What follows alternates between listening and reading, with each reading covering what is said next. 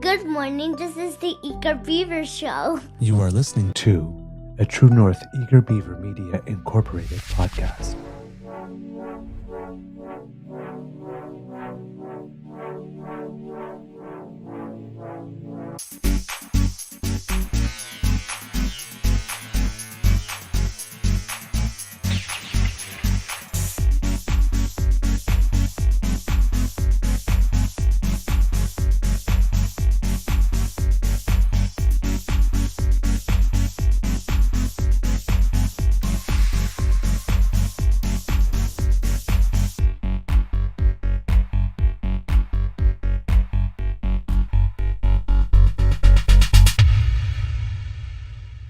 The True North Eager Beaver podcasts are proudly brought to you by our founding sponsors, the Misfit Mysteries from Corvid Moon Publishing, your source for science fiction, fantasy, and cozy mysteries featuring a broad diversity of characters, CanadianTarot.com, your uniquely Canadian online eclectic tarot community, and the Peppermaster, hot pepper sauces made from farm-fresh ingredients to thrill your taste buds and expand your mind.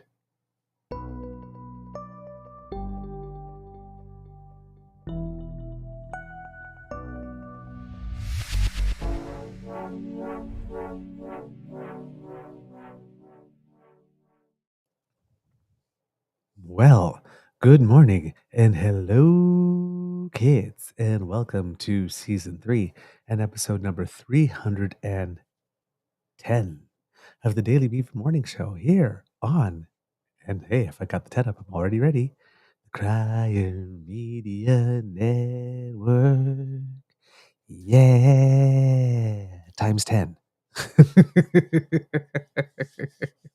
I'm your host, the Eager Beaver, pronouns he, him, hey, Mr. Beaver A, and with me as always is my good friend, Mr. Grizzly.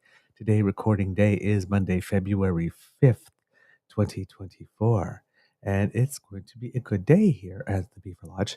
It's actually really interesting because January seemed to plod by so slowly, and I know that there's only like 29 days in February this year, but it's like I'm sitting there, I'm going like, gee, the 5th already?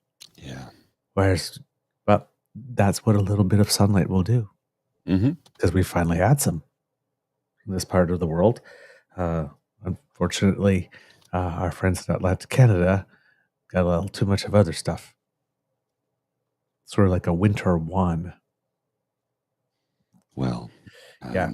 So the folks in Atlantic Canada really got hammered this weekend. Yeah, really hammered. So much so that there's the possibility, if you are living on Prince Edward Island, Kits and Cubs, there was supposed to be a by-election today provincially in Borden Kincora. That may not be happening. So if you had been planning to go vote, please verify before you go so that you're not on the streets if you do not need to be, if things are being postponed. All right. We have the kids going, hello, good morning, kids. How are you? Kit Dan, Kit Elaine, Kit Jen. Is that gray streak natural? Looks cool, but a lot of people have been asking that. Yeah, it is completely natural. I noticed some comments about it on the Friday show.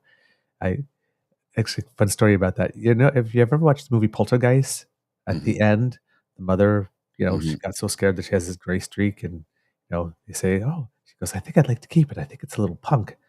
When I saw that back then, when I was a kid, I was maybe what? Poltergeist is like 82, is like 9, 10. Yeah, 82. Yeah. I said, "I want a gray streak." Ask and you shall receive. Wow. Big thank you goes to our podcast's founding sponsors, the Peppermaster, the Misfit Mysteries from Corvid Moon Publishing, and CanadianTarot.com. But before we do anything else, let's ask Mr. Grizzly. Let's try that again. Let's ask Mr. Grizzly, how's your mental health doing today, sir? Well, good morning, sir. And I would have to say that my mental health, I think, is okay today. A little tired. Went to bed at a decent hour. I think 10:30. I went to bed quite early, but I for some strange reason, I tossed and turned throughout the night. Sleeping next to a blast furnace doesn't help sometimes. Mm-hmm. Yeah. Yeah. you know. Well. Oh, now I'm getting a dirty look. Well, she's mad let's put at it me. this way. It appears that at the Beaver Lodge, I'm the blast furnace. So, Well, but I sometimes the am as blast well. furnace gets so hot that I even get too hot for myself. I am as well. So, I'm always kicking off covers. So long yeah. as my feet are covered, I'm okay. Other than that, Well, yeah, Kit somehow, Dan goes, other than the Freddy Krueger, the Poltergeist movie caused trauma. We so relate, dude. yeah. We so relate. Those were the two scary movies that most got to me as well. Um, let's see. Who else do we have here in the chat today? We have Kit PNC Bio that I didn't say hello to. Kit PM Good Day. Bonjour, mon ami. Kit Mohan as well. And family.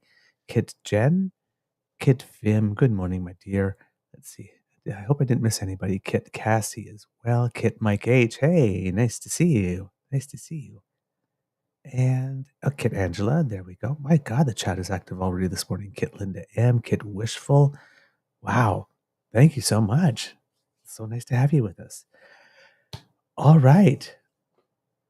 Where do you want to begin? Because there's a lot to cover this morning. There's a lot to cover. There's quite the weekend. There was, Canadians did well at the Grammys last night. We had the NHL All-Star game in Toronto, of course, of the week.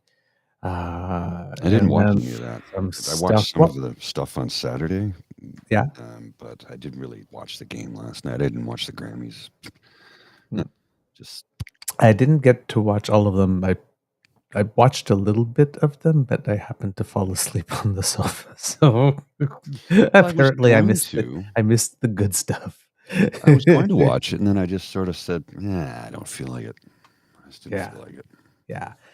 But yeah, well, let's start with there. Actually, why not? We had lots of Canadians nominated at the Grammys this year, and well, we did pretty well. People keep on describing it as being the year of the woman at the Grammys because the big prizes were won by women. But some Canadians walked off with some hardware as well. We had Alison Russell. I always find this really interesting because she's Canadian, but she won, and I think it is like the best American roots. Mm-hmm. I know that's a style of music, but it's kind of, I'm not sure she might be the first person who won in that category who's not actually from the United States. I don't know. Quite possible. But yes, she did win for her. Oh, darn, I noted the name of the song and I can't remember from her album. Unfortunately, it'll come to me. But along with Brandi Carlile, they introduced Joni Mitchell, who I did not know, but her performance of Both Sides Now was the first time she'd ever been asked to perform. Really? At the Grammys. Didn't know that. Yeah. Well, things you learn. Yeah. Well, I used to watch the award shows, but I lost interest years ago. I just can't be bothered anymore. Yeah. But you think that that's something that would have happened before? I mean, with the one she won last night, she had 11 before her. So she's got 12 in all. You'd think somewhere along the way they would have invited her to perform. Apparently not. Interesting. And then, like I said, Alison Russell won. And I guess conductor, I think it's the Montreal Symphony Orchestra. Yannick Nézet-Séguin won as well for his work. For some reason, all the titles have left. Anyway, tech. Hopefully I will find them. And there was a big surprise during the course of the evening because Celine Dion, who we all know is being affected by a neurological disorder called stiff person's disease, happened to be on well enough to present an award. I didn't know. So that was very nice. She presented the big one. People are kind of saying that Taylor Swift snubbed her. Celine Dion? I didn't see. Well, apparently she was handing the award, and it seems that Taylor Swift took the award out of the hand, but almost didn't even look at her, and was looking at somebody else or something. I don't know. Honestly, I don't care. I don't. I really don't. I don't. Yeah, I don't know. It's like, but yeah, Joni Mitchell won for her album Joni Mitchell at Newport Live. Mm-hmm. And so they did a live version of it. And Alison Russell won for her song called Eve Was Black. Oh. Sure, that's riled up a few people. There's a title I'd like to. Some songs you just hear the title and you think I need to hear that song. Yeah, I think that's probably going to piss off. I think I'm going to put that one on my list. And then, Montreal conductor Yannick Nézet-Séguin was up for several awards in the classical and orchestral categories, and he won for Best Opera Recording as conductor of the Metropolitan Opera Orchestra's Blanchard Champion during the pre-ceremony. So, and the biggest nominees, or the ones that had the most, were Drake and a Canadian producer, Sarban Ganea, and both of them left empty-handed. Oh, I think Drake's already won a few, hasn't he? Then there were other Canadian nominees. There was a jazz instrumental band called Bad Bad Not Good, and an electronic duo K times 5, or KX5, which featured Canadian DJs Joe Thomas Zimmerman, also known as Deadmau5. Mm-hmm. They didn't win in their categories, but they were nominated. Toronto alternative group Always, a Victoria heavy metal band named Spirit Box, and Vancouver's Darcy James Argues Secret Society as well. There was also Hilario Duran and his Latin Jazz Big Band, which is headed by a Cuban-Canadian musician and and they did not win. And Canadian actor William Shatner was nominated for the best spoken word in his audiobook, Boldly Go, Reflections on a Life of Awe and Wonder, and he also did not win. Well, he's had a few spoken word albums in his career, so. Oh yes. Yeah, I think he already does have some. Has Been was actually a really good one, because he did a version of Common People with Joe. I always forget his last name. It was a brilliant version. I like it better than the original, actually. Really? Yeah. Oh, there you go. No, he doesn't. Oh, I thought with his voice he would have had one by now. No, he's got a few records, though. Yeah.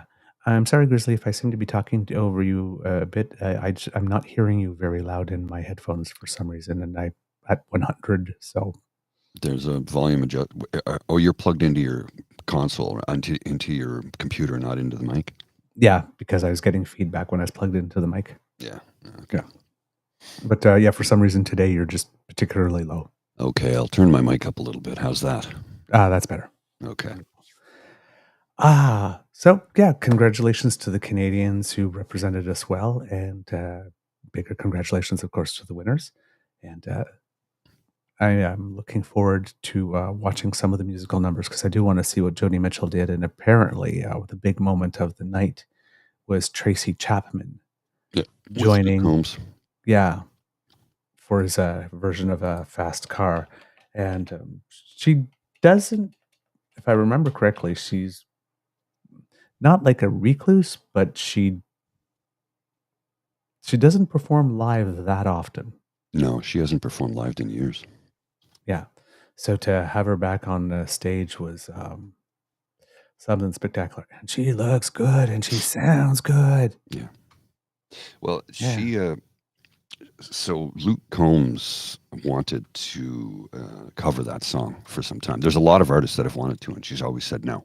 Mm-hmm. She said no because male artists wanted to cover it, and they wanted to change the lyrics around. And Luke Combs said, I don't want to change a damn thing. I just want to sing the song. And she's like, okay, what exactly do you plan on doing? And he sang a version of it to her over the phone. She's like, yeah, you can cover it. She's like, you have my blessing. So I think maybe he just honored her with the song. I don't know what the deal was, but that's what I had heard. That he sang it to her over the phone, and she liked what he did with it and said, okay, you can go ahead and do it. Because hundreds of people have tried to cover it, and she's never given anybody their blessing. Mm-hmm. Yeah, it's good. Good version.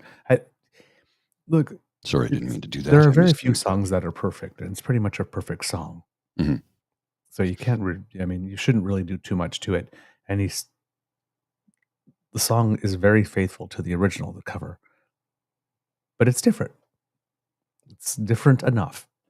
I like it. When I heard it on the radio the first time, I was really surprised. Actually, I was, oh, a man's covering this?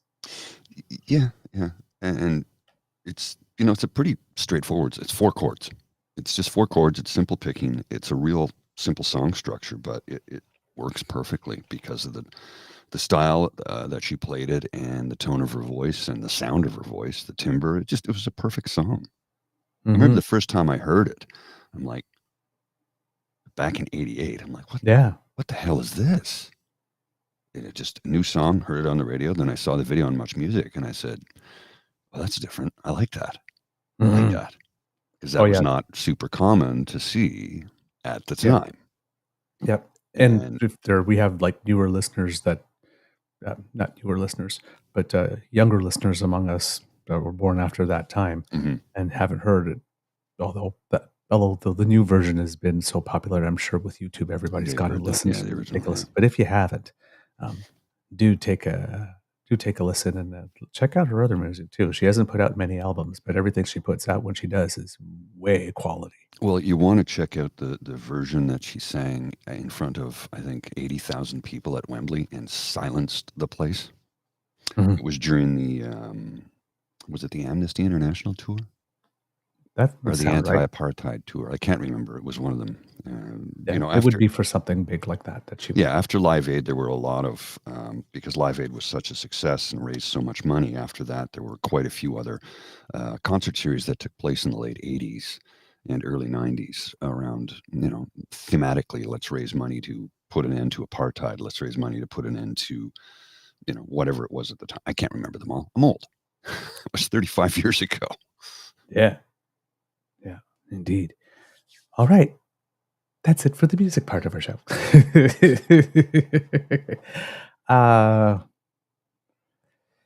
We had some activity in Alberta over the course of the weekend. There were some rallies in Calgary, and there were rallies in Edmonton. People did come up and show out. That's good. I don't know if the rally in Edmonton was in the same place that I had mentioned when we had shown. I don't know. There's one happening here in Ottawa today, apparently, at 4:45. Yeah, when we showed the image, and the only reason I don't know that, and I hope if somebody they can report to me that it did happen, because I believe the one that was going around said that it was going to be at the legislature, and I think on Friday on Kian Bexty's Twitter feed, I saw an image of that with the big thing canceled. On top of it, he was circulating the message that rally had been canceled, and I was trying to figure out if it was something fake to try to get the numbers down, or if something happened with permits, and it wasn't, and he was just bragging, it's canceled, and trying to torque the reason for which it was canceled. I don't know. So if anybody can tell me, that would be appreciated, because then I saw that there was another rally going on the 3rd somewhere else in Edmonton, and it wasn't the legislature, it was one of the parks in town. And so which again made me think, well, did they have to move it for some reason? Was there a security thing? Maybe they were worried about her. But I believe, like I said, I think I heard that the one in Edmonton was at the legislature. I believe I'll have to double check that. But if anybody's heard, because like I said, I don't know if this is just a right-wing tactic that starts circulating information saying that things have been canceled, like this, circulate like that your voting station has been moved or something. Yeah. To try just counter-programming to try to get people not to go. Just, pot stirring. This is an interesting comment from Cassie Lake here. Naheed unconsciously launched his NDP leadership bid with his speech. A lot of people thought the same thing, myself included. Yeah, for the listeners, because we haven't actually introduced that. I have the video here. Calgary Mayor Naheed Nenshi. Former Calgary Mayor. Sorry. Yes, that's true. Showed up. He's always going to be the mayor for me. Yeah. Mayor for life. Showed up at one of the events and, I guess might have announced, he started to speculate, Edley, for sure, whether or not he was going to run. And there's been a lot of people, right? There's, like I said, we mentioned before, there has been speculation about Max Fawcett. There's also been speculation about Nate Pike. Well, that's interesting. I did not know. Yeah, host of The Breakdown. But if you've got a moment from that, let's play it for our kids and cubs, Mr. Grizzly. Just a second, sir. I'll cue this up. and turn it on and get the sound ready. And here we go. On Wednesday, when I saw that video posted, my hands were shaking when I went to hit play. And for a moment, I heard that soft music and that soft lighting and that soft focus and those soft words. And when Premier Smith said as her first sentence, "We must love and include trans people," for a moment, I let myself exhale. For a moment, I said, maybe we're going to be okay. For a moment, I remembered that promise that I made to that kid in Henry Wisewood High School last year who asked me if they had to be scared about living in Alberta. And I remember saying to them, Danielle Smith is many, many things. She is not a hater. I remember saying to them, she has a non-binary family member. I remember saying to them, you're going to be safe here. I hate that I was wrong. I hate that what we heard for 7 minutes was cruelty. What we heard for 7 minutes was lies. What we heard for 7 minutes was inhumane. What we heard for 7 minutes was un-Albertan. And the most chilling moment was when she said, for that rare handful of parents who will not accept or abuse their trans children, we will enforce child protection laws.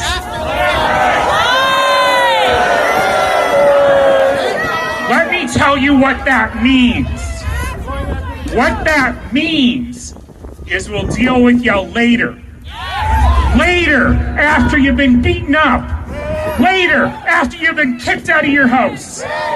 Later, after you've been murdered. Later, after you've self-harmed. Later, after you've died by suicide. Later is not good enough.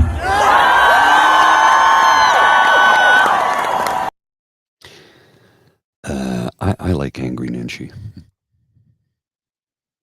Or Angry I like Nahid. Angry. Because his surname is Nenshi, his first name is Nahid.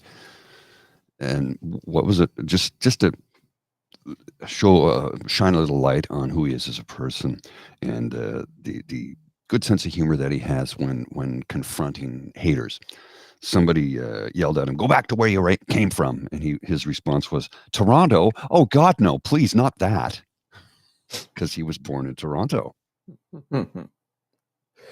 Haters trying to get one in on him, and he's like, "No, I'm not going back to Toronto. I like Calgary."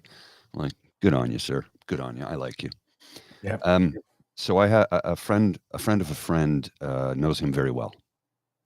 I'm gonna see if I can use a connection to maybe get him on the show. Oh, that would be wonderful. I'll see. I'll put the ask in and see what happens. Mhm. Don't know that it'll work, but I'll put the ask in and see what happens. Yeah. Now, the part that got the good bear riled up. Pardon me. I mean, all of it got the good bear riled up, but he noticed a lot of the things that we noticed. I thought you said soft good music, bear. soft Good focus. mayor. I thought you said good bear. Oh, You said good mayor. I thought you said good bear. I'm like, no, the good mayor. yeah, I was riled up. Yeah. Oh. Yes. Okay. I need another coffee. The morning pour. There you go. Oh, there's that face. He loves his coffee kits. Oh, and it's my favorite too. It's my favorite. It's from Kids, get you somebody who looks at you like he looks like a cup of porn. Happy Goat Coffee Company, Columbia, Papayan. It's so good. If you want to sponsor our show, we're happy to shell for you. Yes.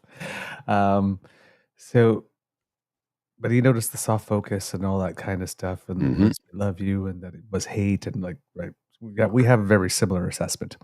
But but yes, like I said, I wanted to wait till Faye gets here to show the video and go through it. But yes, there is a part in the video where she does talk, like this, we're going to do all this stuff for you. Mhm. And oh, and by the way, for the people who happen to have not parents who won't be okay with it, well, like this, there's the law. Right? And then she just moved on. Yeah. And here's the thing, right? She present this whole thing as like kids being confused and Yeah. not really. Kids are not confused most times. Like, yes, there can be a statistical, chance of what happens. There's a statistical chance of damn near anything, right? Yes.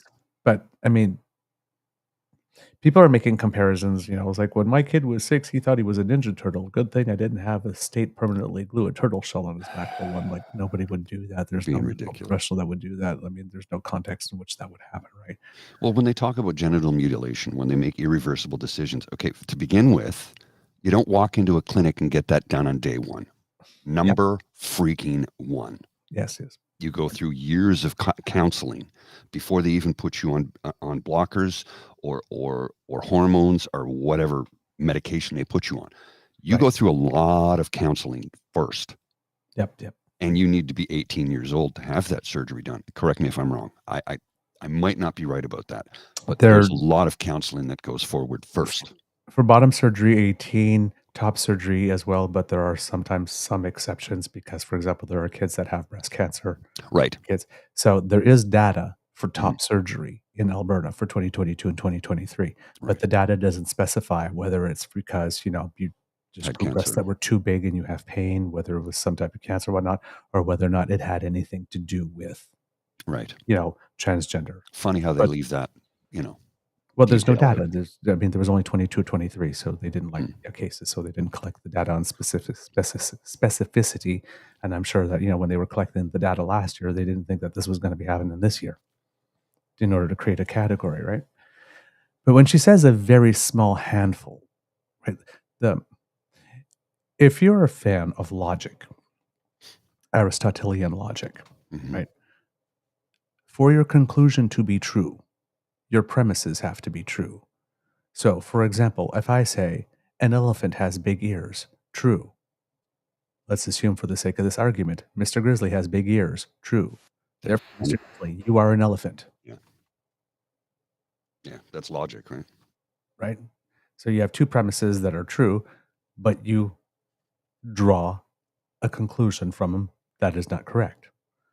Right? That's called a syllogism. And a lot of people do those things. They put two facts together and then they draw a conclusion that is wrong. The other thing that they will do is they will start with a premise that is incorrect, but they will state it as a fact like it is correct. For example, Mr. Grizzly, you are a mouse. Well, I can clearly look at you and see that you are not a mouse. No, I'm not. Right? So if one of your two starting premises is false, your conclusion necessarily can't be anything else but false. They are starting with the premise, the overwhelming majority of parents love their children when their children are trans or rainbow. Well, in Alberta, 26% of LGBTQ youth are told to leave home. 39% of let's just say rainbow youth, attempt suicide. 43% of trans-identified youth will attempt suicide. As many as 1 in 5 homeless youth in Toronto identifies as rainbow. And they are more likely than any other youths to be on the streets and in shelters instead, right, due to homophobia and the fear of violence. That's according to PFLAG Canada, Parents and Friends of Lesbians and Gays Canada. Upwards 26% of gay youth are told to leave home.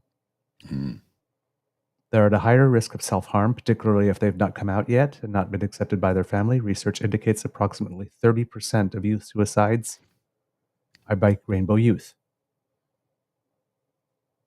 And among rainbow youth, there's a 20% increase in suicide attempts for those in unsupportive environments. And when all those kids are homeless, and let's say they don't have another family to go to, a family of one of their friends who will take them in, if they wind up on the street, then they are at higher risk of addiction, entering the sex trade, being trafficked, being physically abused, and yes, even murdered. Mm-hmm. So you've got all these people going around saying, "Oh, Danielle Spill made the great decision. We support her. We love our kids." Because if you love kids, you don't put them in that situation. You just don't. Period. End of So story. the starting premise here is that the overwhelming majority, almost all of them, and there's only some rare exceptions. 26% of Rainbow youth are told to leave home. That's not a rare exception. No. 1 in 4 is not a rare exception. Pretty high numbers. Even when we consider that when it comes to what is 1% of the population is trans, but 1 in 4 of that 1%. Those are high numbers in a small study group. I don't know what term to use there. Proportionally, Thank you. It's a big number. Yeah, exactly. It's and the only reason I say that is because somebody somewhere is going to go, yeah, but there's only 1% of the population. Oh, you're right. So the 1 in 4 of that 1%, what you're saying is you don't give a damn about them because somebody will present that argument. Oh, yeah. So we're acknowledging the that numbers. many. Yeah, it's not that many. Oh, you're right. Yeah. Let's price to pay. Let's just let children die. Then is what you're saying. Right. So that's the thing you need to know. Everything that you're going to hear from that side is starting from the premise.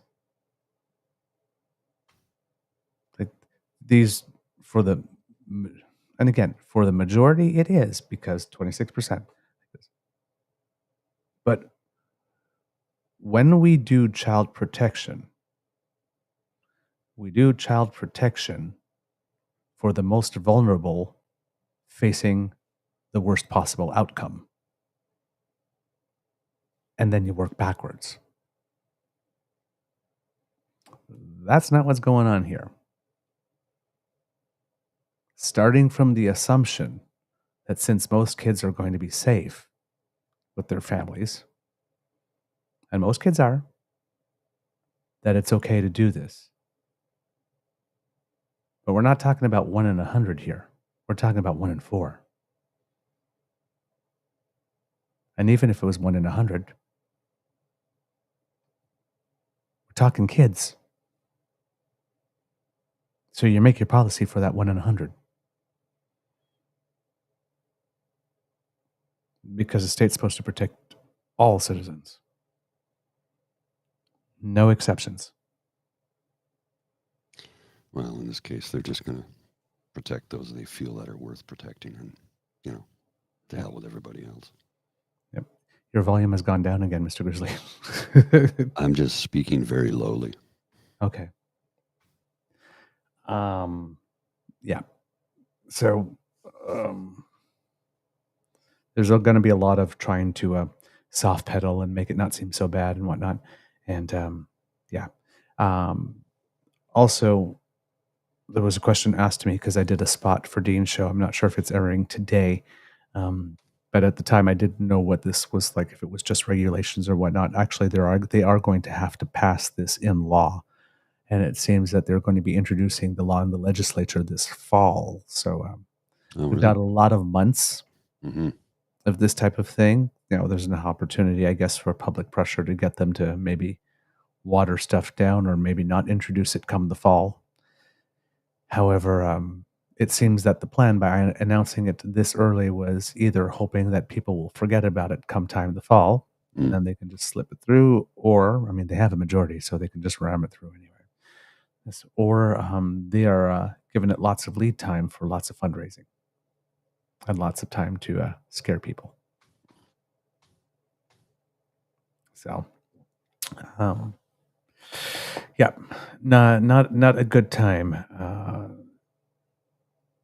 But as we mentioned, couching all of this in "We love you"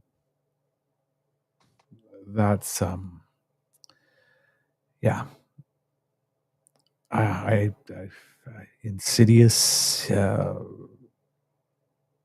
hypocritical. I don't have the word that's strong enough or that's precise enough to describe what that is, but that's, and it would be easy to say evil, right? Which is, what I mentioned in the previous show. But if I want to find a fancier, nicer word, it's not coming to me. But and words are my life. Well, sometimes it's so a little bit flabbergasted. I'm particularly disturbed by wanting to couch that much hate in love language. Just it's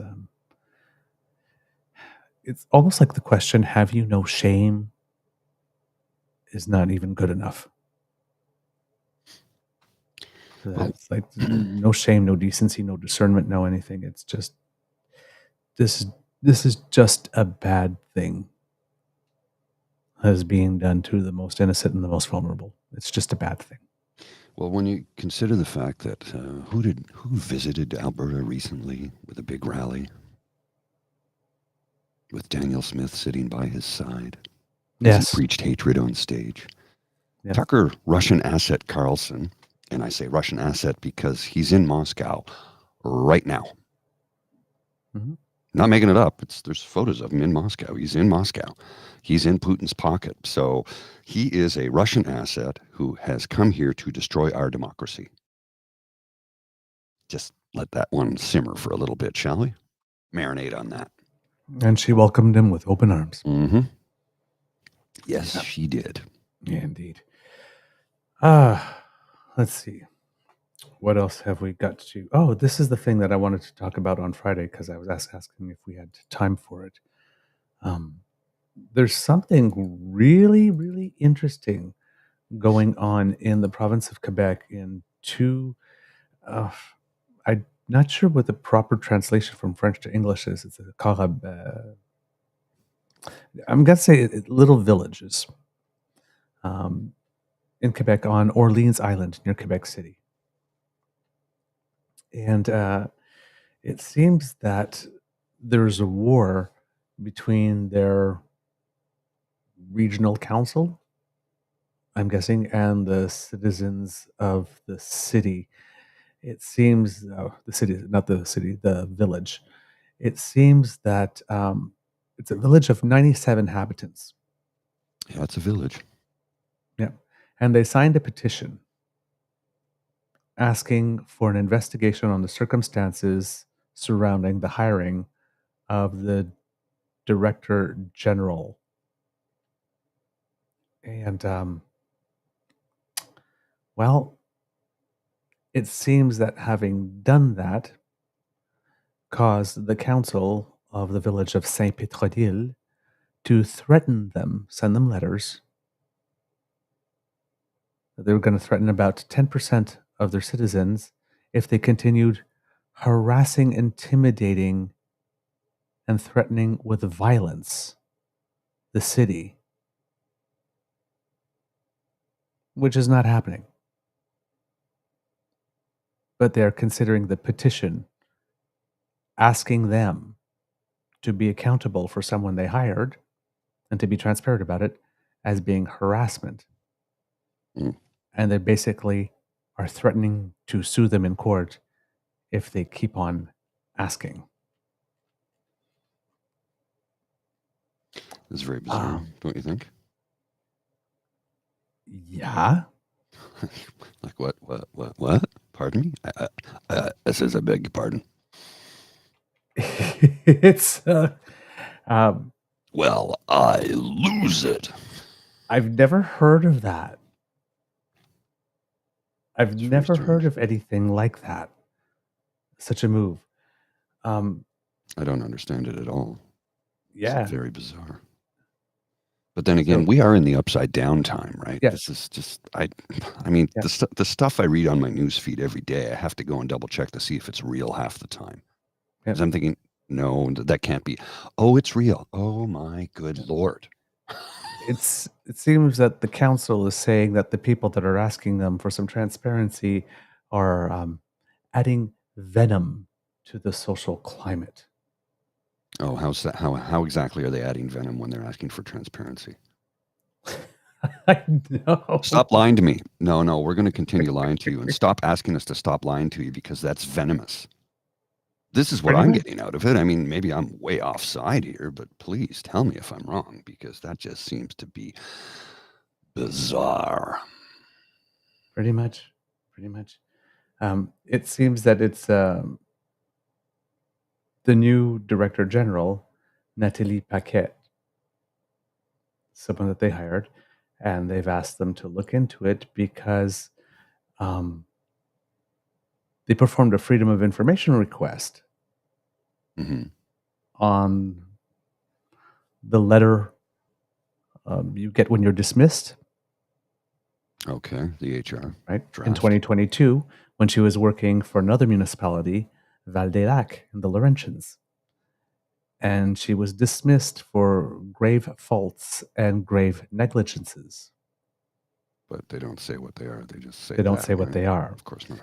So she got fired from Val-des-Lacs. Saint-Pétronille hired her, and everybody turned around and said, oh, well, if she was let go from the other place for these types of things, why are we hiring her? Mm-hmm. We That's would like some answers. Seems like a reasonable question, right? And it seems that the municipality on the 20th of December, it's not to 10, all 95 of the signatories of that petition received a letter telling them to cease all pursuits seeking to obtain personal information and confidential information concerning Madame Paquet. All dissemination of information and documents concerning her, and any public intervention that could affect her private life and her reputation. They say we have had a rigorous exercise, and there is no reason for you to be asking questions.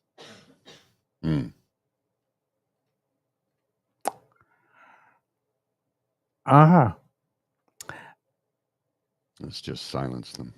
So I'm not sure what's going to happen there, because, it's, as we were learning here with the media, when someone slaps you with that type of suit, you either have to be able to afford a lawyer to fight it, and it's a small village of just a handful of people. It's a wee tiny little space, a little speck on the map, if you will. But so they figure they can just go ahead and do whatever they want to them and get away with it. It's like, nothing says don't look here. Like, if you ask too many questions, we'll sue you for defamation. Yeah, it's bad. Very, very, very bad. Yeah. So I'm hoping that, but by trying to make the issue go away, they made it worse. Well, they made it worse because the Journal du Québec and everybody is reporting about it. It's on the news all over the place that these people who are running the municipality, I guess, who believe they are untouchable, just said, you ask too many questions. Would be a shame if something happened to your mortgage, eh? You know, that old chestnut, right? Mm-hmm. Yee. Mr. Grizzly, do you have anything? I do, actually. In regards to what is happening here in the province of Ontario with Doug Ford's latest scandal, because the spotlight's been taken off that for a couple of days, but I want to go and revisit it with this handing over of Service Ontario kiosks to Staples. And remember, the head of Staples Canada used to be on the Loblaws board. And let's not even go into Loblaws just yet, with Jenni Byrne being a lobbyist for Loblaws. Well, she's also the head, basically is the puppet master of the Conservative Party in Ontario, in Canada, I should say.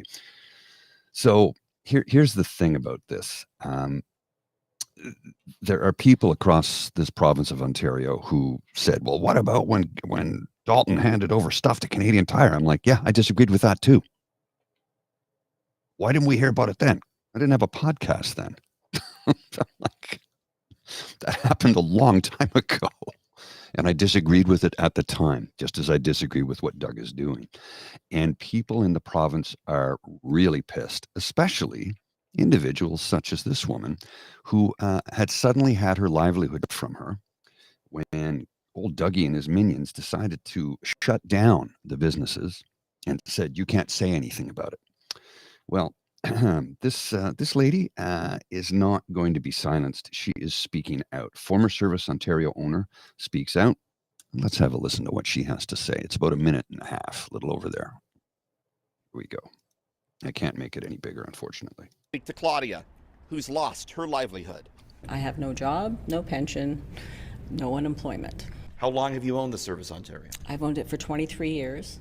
I had 4 full-time and 1 part-time employee. Did you have to pay them severance? I did have to pay severance. But did you get any money from the government I for get that? nothing from the government. Were asked to open longer? We were never asked. During our conversation came a knock at Claudia's now shuttered door. It was Carol looking to renew her health card. I live right just not far away. They're moving it to Staples. What do you make of that? I'm not happy about it. Why? I think because I just read too that Staples is laying off people. That's right. Yeah, so I don't understand this. Was this convenient for you? Yes, very convenient. Good parking, very convenient. We personally constructed all this. It probably cost me upwards of $40,000 of my own money. So how does it feel when you hear Staples is getting $1.75 million taxpayer dollars for their construction? It's just, it's a kick in the gut. If you could send a message to the Premier, to Todd McCarthy, what would it be? I've given my entire life to this. And I've been left high and dry. And I felt like I've just been treated very poorly. And I've been a PC my entire life. I was head of the Youth Progressive Conservative Organization when I was 18 years old. And I've stuck by them my whole life. I'm finally done. The government has called this whole thing a pilot project for 3 years, but Claudia says she doesn't see it that way. She's ended her lease and packed up her store. In Welland, Richard Southern, City News. For the people. No, for the rich people. Screw the rest of us. She gave her whole life.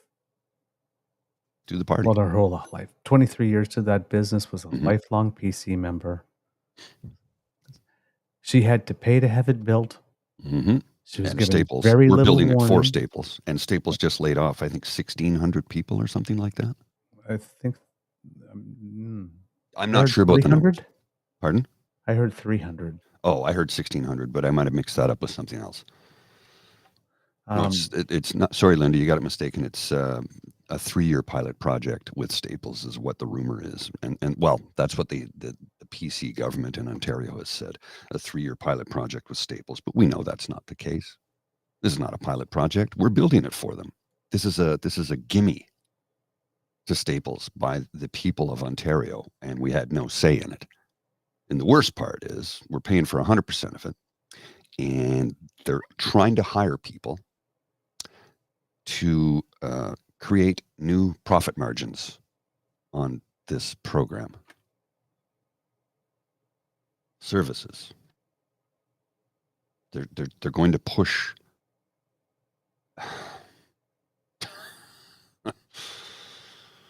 Yeah, capitalism, eh? Yeah. It's like 23 years, they come in, they take your business pretty much overnight, don't compensate you in any way. And then she finds out after that the $40,000 she needed to put in to build it, well, those already have too much are getting help with that too. Mm-hmm. And they're not compensating her for stuff like severance pay that she's forced to pay because they took her business out from under her. Yeah. Because Canadians, if you're listening, particularly those who don't vote progressive parties, this is what conservatives, in terms of politicians, do. Well, this is what they do. They just change the rules in the middle of the game, and if you get screwed, you get screwed. Too bad. And Hugh says here, this is not capitalism. I agree with you. It isn't. It isn't capitalism. This is draconian measurements by a dictator, basically, is what it is. Yep. It's corporate socialism. It's exactly what it is. It's not capital, yeah. Definitely not capitalism. I mean, there wasn't even a tendered bid. No, they just handed it to them. That is corporate welfare, as we like to say, which I'm so tired of. And friends of mine, again, some of the conservative guys that I hang out with, they're like, they've had it with corporate welfare. They're sick of it. Sick of it. I'm like, stop. Like, stop handing money over to people who will do nothing but put it in their pocket. Mm-hmm. Yeah. I'm looking up at some news clips here. It just keeps on saying just an unspecified number of layoffs. So it doesn't seem that there's a number announced. So I guess people are speculating the numbers that we have, 300 or 1,600, or I'm guessing based on some calculations maybe that economists are making or something. But I don't know the number then, so I was wrong. I must have been thinking about something else. That happens, you know. I do get confused sometimes. And then you just for other people listening, something that you might hear some BS is like, it wasn't sole sourced. It wasn't sole sourced. Staples got some contracts and Walmart got contracts. Yeah, there's a couple of Walmarts that got contracts too. But let's remember, it's not every town has a Staples. Or a Walmart. Or has Walmart, right? So just because two different companies get a contract to do the same thing doesn't mean that the contract can't be sole sourced. Mm-hmm. Sole sourced doesn't mean that only one person can win the contract. Sole source means that only one person is offered an opportunity to, quote, bid on the contract. There's no bid, wherever it's it's in given. effect. Yeah. So in the places where Walmart got some, it's not like Staples was there saying, hey, wait a minute, we could do it better, because they weren't asking who can do it better or cheaper. They were just handing them out. They were just So giving odds are, where the Walmarts got them, there is no Staples. You get a service, and you get a service, and you get a service, and you get a service. But you, screw you. Oh, we're taking yours away. Bye. Yeah. Sole source has to do with the bidding process, not the number of people who get contracts. That's right. And since there was no bidding process. Yep. Some people are trying to torque that. Well, it had to be sole source. Staples and Walmart got contracts. Yeah. Do we talk about Jenni Byrne? Do we talk about you know what? Let me show you this. Let me show you this here quickly. This is from Max Fawcett, and I know everybody has probably seen this by now. The federal government has put tens of billions of dollars towards this program. Some provinces, like Alberta, have put $0 towards it. So no, it's not nationalization. And yes, some provinces are deliberately trying to break it. Here it is, Matthew Lau. There it is. As the Trudeau government's effective nationalization of childcare implodes the sector, the reply is blame the provinces. Provinces knew the deal when they signed on to $10 a day childcare. See, the problem is that the provinces are not funding what they're supposed to be funding. They're not holding up their end of the deal. They're holding money back. And Alberta is really getting hit hard by it right now. I just feel for Alberta, man. You're just getting hammered from 9 different directions by a horrible human being running your province. It's just one thing after another lately. It's like, good God, can Berta get a break, please? And I genuinely do mean that. Because you've got this horrible person, Danielle Smith, who is treating people like they're stupid and trying to massage them into thinking everything is all good and everything is fine. And it's Justin Trudeau's fault for everything. No, indeed. No, it's like I said, it's when we did our show with JB and we were talking about the article, that opinion piece that Max Fawcett wrote, and we talked about, like, here's how the provinces screwed you on housing, and here's how the provinces screwed you on post-secondary education, and here's how the provinces screwed you on. This is just another example of it, right? It's just another example of it, where you're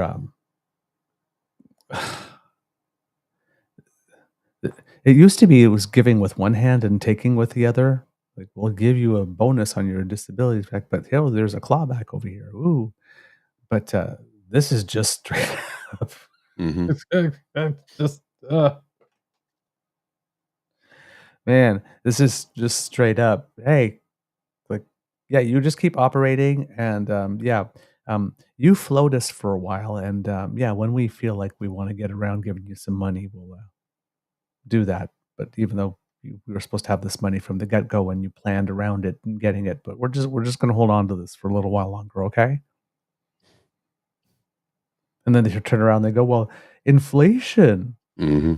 It's like, things are cost. Well, yeah, but that's what the deal part is. It's like, you signed on for this amount. This amount did not come with an inflation escalator. You guys knew that when you signed. It's up to you to take care of the inflation part. Do your job.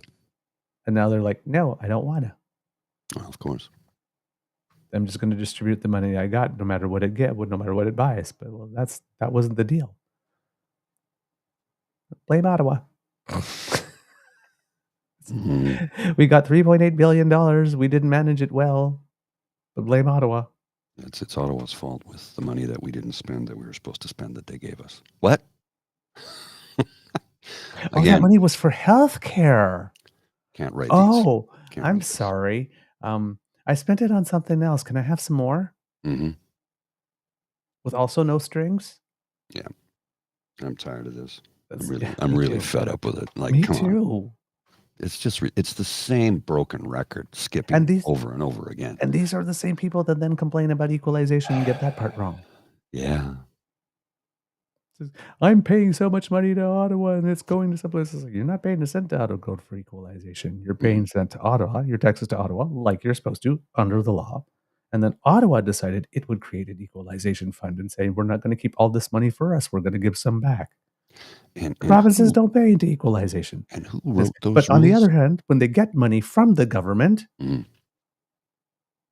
they turn around and says, oh, you actually want us to spend this on the thing we said we were getting it for?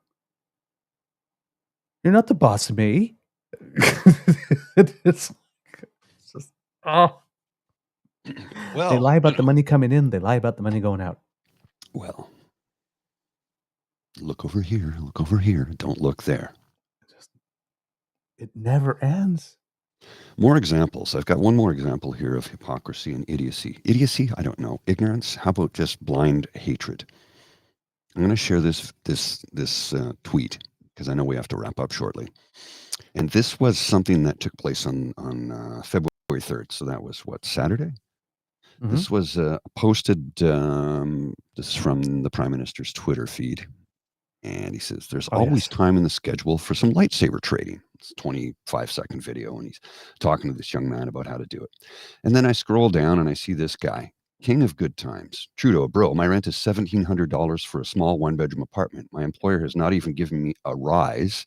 I'm stuck at minimum wage, making $2,500 a month. Why do you think it's appropriate to post this while everyone else is suffering? So my response was, I'm just here for the ratio. Thing is, if you're in that situation, why are you driving a Porsche? How can you afford it? Funny thing that.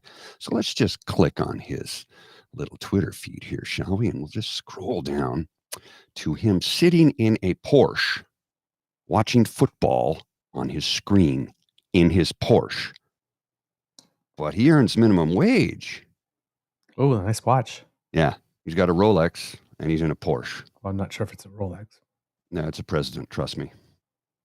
Oh, there you go. Actually, I'm not a president. It looks more like a sub. I collect watches, so I know a Rolex when I see one. So, I mean, they can't even lie well. I don't know who this guy is. I don't know if he's a paid member of the CPC, if he's a I don't know, man. I don't care, but I'm just going to call out liars for lying and not even creating a good lie. Tell a completely fabricated story about, I can't afford this, my rent's this much, I only earn this much, but I have a Rolex and a Porsche. Like, come on, man, really? How stupid do you think we are? Well, speaking of this, there's another thing going on here when we're talking about people misrepresenting stuff. And we got this again. there was that lady. Oh God, I can't remember her name now. She was PCMP, and she said, "How Justin? How do I explain this bill to my constituent?" Remember we talked about that on a previous show. And they were showing a bill with the carbon charge and whatnot, and they were saying this much carbon as well. If you can't explain how carbon works and you're an MP, you have a problem. So here we go. We have these. You might be seeing these going around social media a lot. These gas bills. Oh, I got to pay my Charges for natural gas, customer charge, delivery to you, transportation to Enbridge, gas supply charge, cost adjustment, all those charges. And they regularly show the federal carbon charge being as high or higher than the gas supply charge. On this bill, it says gas supply is $73.31 and the carbon charge is $75.34. Now, that means that the price of the carbon tax is actually more expensive than the gas. Which is not actually the case. So when I saw that number, I'm going, wait a minute. And of course, they're not upset by the customer charge or the delivery charge or the transportation charge or the cost adjustment, right? Just the would total up to more. So is that like quarterly charge for carbon? Because December 23rd to January 23rd on that bill. Okay, so it is just for one 30-day period. Okay. So I went back into my bills. Now, I can't use one for this year because we got a heat pump. Right. And my gas charge is $0. Right. Because you're not using it. This was for January last year. Mine. All right? My commodity charge was $54.18. My carbon charge was $23.84. Not even half. Right. All right. And what do you get back in the rebate? More than what you put into it, correct? Yes. And then if it's a little blurry, but here it says how many cubic meters of gas I consumed and what the charge for the gas. So it's 22 cents per cubic meter at that time. The federal carbon charge was about 10 cents, less than 10 cents per cubic meter. Now, we're 1 year later. The carbon price went up. It's now 12 cents or 13 cents per liter. But if I adjust that, assuming I would consume the same amount of gas and probably consumed less this year because the weather was nicer and warmer, adjusted to 2029 numbers, my gas charge would be $29.72, which is a little more than half of my gas charge, assuming I consumed the same amount of gas. The bills that they're going around are showing the federal carbon charges being more. Yeah, that doesn't really work, does it? It's a lie. You think it's all those Photoshopped? conservative MPs that are showing these gas bills and going, how do I explain this? They're lying to you. They're actually showing you doctored gas bills. Well, that's what I figured. But now we have the proof because I decided, hey, let's compare it with, rather than looking at it on the internet and going, oh my God, this is terrible. Well, wait a minute. Is this true? Let's compare it to my gas bill. And this gas bill, the guy who posted it, because they say that their Twitter account is from Ontario and I'm from Ontario. So it's, our gas prices are not going to be that wildly different. And it's the same carbon fee. So, yeah.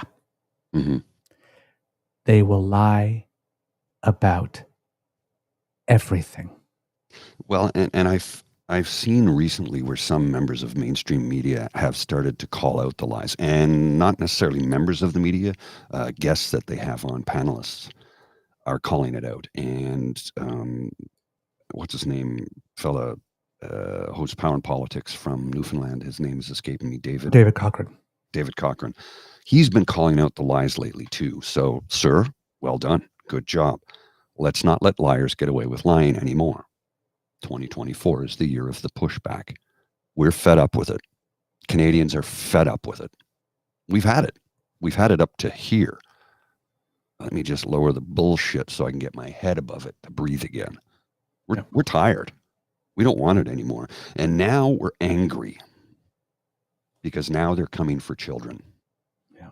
And that is a bridge too far for, I think, the vast majority of Canadians. Center, left, and center right, which is the vast majority of Canadians. The extreme left and the extreme right is a very small percentage of the population. And I'm not fond of either one of them because extremes are never good when it comes to politics. And the Liberals are pushing back a little bit on that thing with Jenni Byrne here. Yes, I saw over that. the weekend. They But put they're doing something it very out on politely, though. Twitter. They're very Yeah, polite about it. absolutely. But they're saying, hey, this is why. You want to know why your grocery bills are not going up. Well, you have Are Jenni going up. Byrne, who's Yeah. lobbying for Loblaws, and you had Melissa Lansman, who used to lobby for Walmart. Says, if we use the Jugmeat Sing line, you can't trust those who broke it to fix it. Just saying. A lot of people are turning around and says, oh, yeah, well, about that Loblaws 12 million. Okay. Now, first of all, that ad that you're doing right now, tying Jenni Byrne to the fact that the conservatives are saying they're going to lower your food bill while at the same time, you need to take that. You need to make that an internet ad and place it in those 5 seconds before every video. And then you need to make it a TV ad and you need to put it during hockey and Raptors games. Yes. Because that's the type of stuff that will turn the dial. Well, the party telling you we're going to lower your food bill, and when they have somebody actually taking money, and they go, well, what about that Loblaws money that that they got for the freezers? That 12 million for those freezers? We gave Loblaws 12 million for those freezers. Those freezers were better for the environment. They did the equivalent of taking 50,000 cars per year off the road, and got Loblaws to throw 36 million of their own into it. So we know what we got for that $12 million. This is money that Jenni Byrne's firm got paid to do lobbying. Nobody knows what we got for that money. And then you got some people like Sun Laurie going, so it isn't Jenni Byrne that made the money. It's this guy over here. Well, I'm not sure it's Sun Laurie, but other people they're saying, this is what you got here. And Sun Laurie's going, well, no, she only worked for these divisions and only in Ontario and whatnot. It's like, the one who's saying that, the first one, it's not Jenni Byrne who got the money, it's this guy. He's a lobbyist who works for a company. So he gets paid, she takes her cut. All right? She got paid. Right?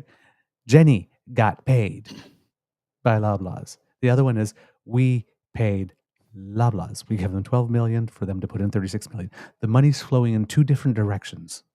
Well, something about that when you're doing this comparison. Something about the 12 million that I was never happy about it, right? To see Loblaws get a handout. But here is the thing. I researched it a bit. I didn't like it. I was not happy about it because I didn't want to see more corporate welfare. But there was a program by the government. It was a grant. If you apply for the program and you qualify, you meet the requirements. Doesn't matter how big or how small you are as a company. Yeah. If you meet the requirements, you get the grant. It's as simple as that. And that works right across the board. Pardon? I think about 100 companies got one. Yes, that's right. So it was a national program to help companies go green. And it wasn't paying for all of it. Like you said, they had to put in 36 million of their own dollars. So again, I'm still not happy about it, but I do understand that's how it works.